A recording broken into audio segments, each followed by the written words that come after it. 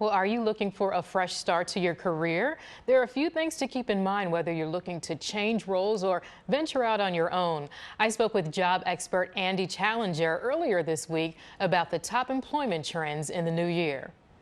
Good morning, Andy, and Happy New Year to you. Thank you so much for joining us to talk about the top job trends of 2022. How are you this morning?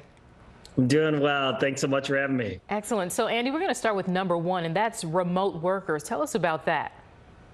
Yeah, we think that in 2022, there is just going to be like a new class of remote workers, people that can work from anywhere in the country as companies get used to the coronavirus, know it's maybe going to be with us for some time.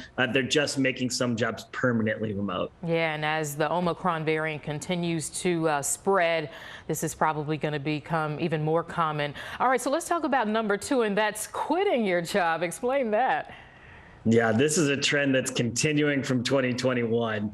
We have seen record numbers of people quitting their jobs, and with the labor shortage persisting, employers raising compensation and benefits to attract people, it continues to behoove people to switch jobs, move from one company to another to take advantage of that. Yeah, a lot of people are exploring different options. If this wasn't working out for them, then they're wanting to move on. All right, so let's talk about jobs that no longer need a college degree. This one is going to intrigue a lot of people. Talk about that.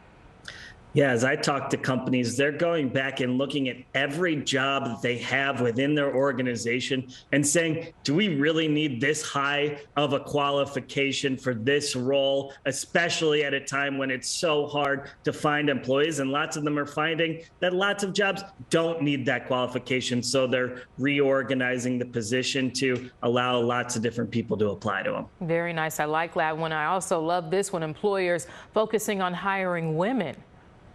Yeah, we've seen so many women leave the workforce over the last year and a half.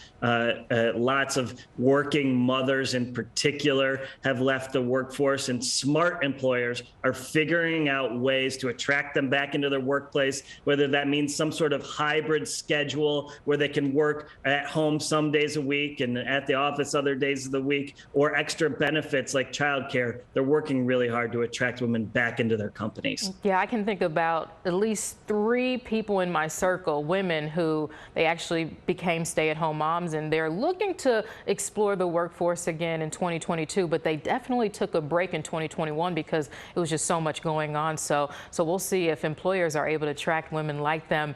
And then the fifth one is so interesting to me, vaccine status on the resume. So you mean to tell me people are actually declaring what their vax status is on paper on the resume?